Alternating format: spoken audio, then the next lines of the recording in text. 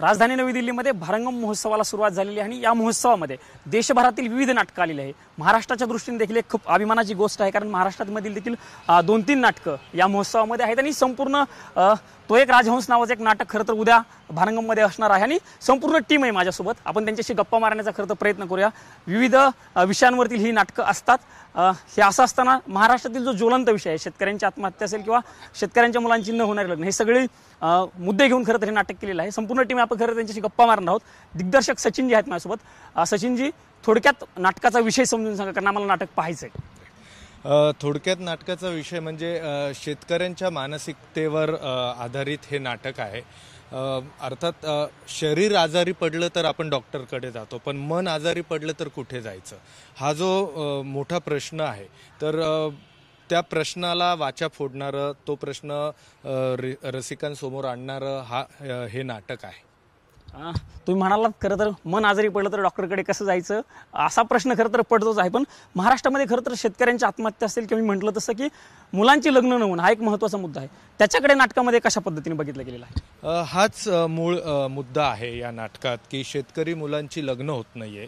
आत्ता आपल्याला सुरुवातीला किंवा आत्ताच्या काळात तो प्रश्न खूप छोटा वाटत असेल किंवा विनोदाचा भाग म्हणून आपण त्याकडे बघत असेल, परंतु जर गांभीर्याने विचार केला, सर्वे केला, गावागावात जाऊन बघितलं, तर शेतकऱ्यांशी लग्न करणारं आता मुली म्हणजे त्यांना शहरात जायचं असतं, त्यांना शहरात स्थायिक व्हायचं असतं, नोकरीनिमित्ताने त्यांना गाव सोडायचं असतं।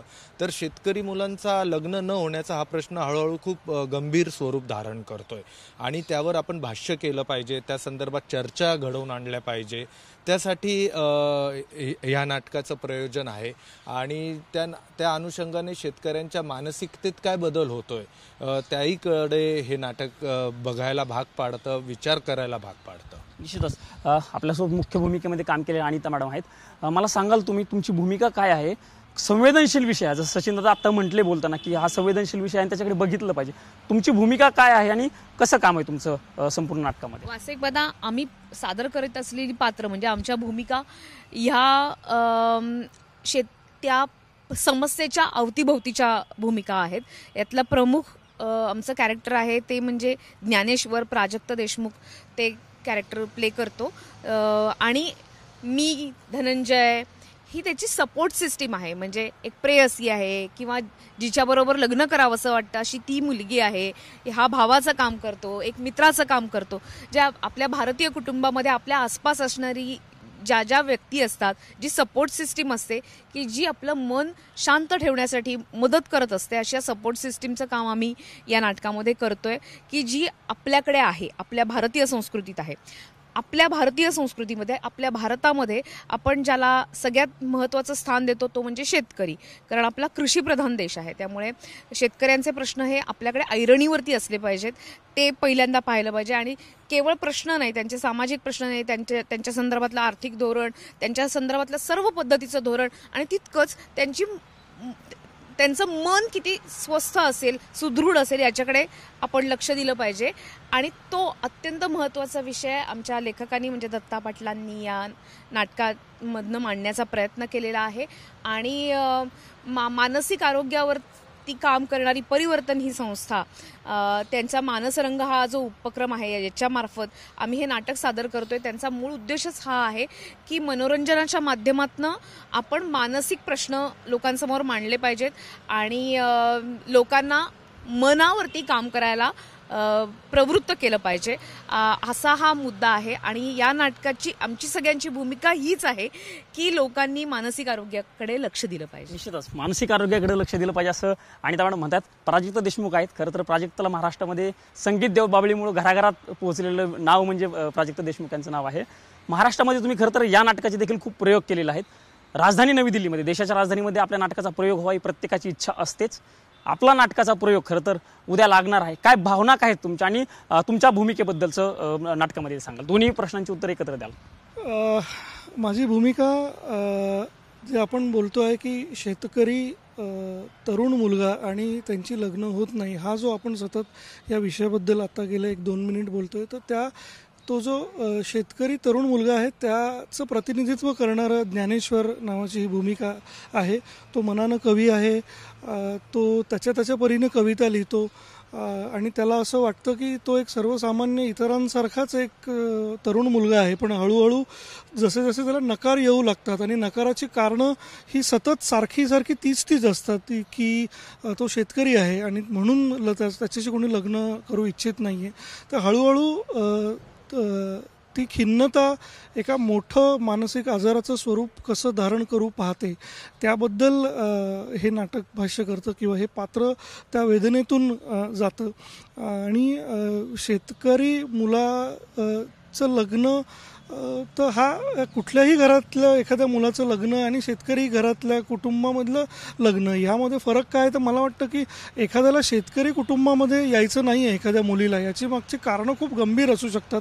हळूहळू आपण त्या प्रश्नाला बॅकट्रॅक करत गेलं तर ते कुठेतरी एका मोठ्या धोरणापाशी येऊन थांबतं. आणि जर ही संख्या वाढली तर एक संपूर्ण गाव जे शेतीवर अवलंबून असतं आणि त्या अनुषंगाने शहरं, त्या अनुषंगाने राष्ट्र, राज्य आणि राष्ट्र जे पूर्ण त्या एका इकोसिस्टमचा भाग आहे ती कशी कोलमडू शकते, या अत्यंत गंभीर जाणीवेतून हा विषय आम्ही बघतो. तसा तो हाताळला जावा अशी आमची इच्छा आहे. हे भूमिकेबद्दल आणि भारंगममध्ये आम्ही सादर करतोय त्याचा अत्यंत आनंद आहे. ही तिसरी वेळ आहे आम्ही भारंगममध्ये सादर करतोय. याच्या आधी हंडाभर चांदण्या आणि संगीत देवबाबळी ही 2 नाटकं आम्ही घेऊन इथं आलो होतो. यावर्षी आमचा आनंद थोडा द्विगुणित आहे यासाठी, कारण या आधीची 2 नाटकं जी आम्ही सादर केली ती आम्ही एका प्रोसेसमधून गेलो होतो. आम्ही एंट्रीज दिल्या होत्या, त्यातून आमची गुणवत्ता त्यांना आवडली आणि मग आमचं सिलेक्शन झालं होतं. पण आत्ता यंदा आम्ही ऑलरेडी त्याचे 30-35 प्रयोग जे आम्ही महाराष्ट्रभर करत आहोत त्याची ऑलरेडी त्याच्या गुणवत्तेबाबतीत समीक्षकांकडून, वर्तमानपत्रातून, दिग्गज मंडळींकडून बोललं जातं आहे. आणि जी भारंगमची जी परंपरा आहे की काही नाटकं ही ह्या प्रोसेसचा भाग न करता ती इतकी महत्त्वाची आहे की ते अपरिहार्यपणे ह्या महोत्सवाचा भाग झालीच पाहिजे. आणि भारताचं नाटक, भारतामधलं आणि मराठी असं नाटक, असं प्रतिनिधित्व या आंतरराष्ट्रीय महोत्सवात त्यांनी ते प्रतिनिधित्व केलं पाहिजे. या भूमिकेतून भारंगम काही नाटकांना स्वतःहून आमंत्रित करतं. तर असं हे नाटक त्यांना वाटलं आमचं आणि त्यांनी आम्हाला थेट आमंत्रित केलं. त्यामुळे हा यंदाचा आनंद द्विगुणित आहे.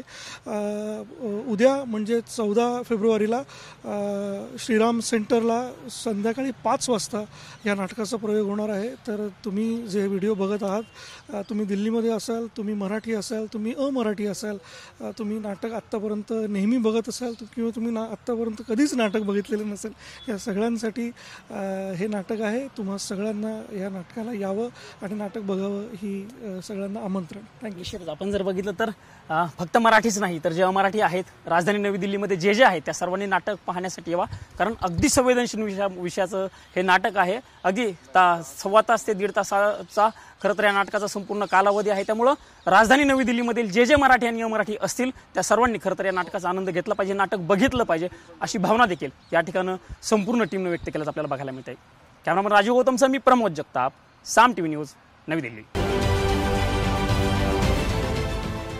देश विदेशातील प्रत्येक घडामोडींचे लाईव्ह अपडेट मिळवण्यासाठी आता साम टीव्हीच्या सर्व सोशल मीडिया प्लॅटफॉर्मला लाईक, फॉलो आणि सबस्क्राईब करा. तसंच सर्व नोटिफिकेशनसाठी बेल आयकॉन प्रेस करायला विसरू नका.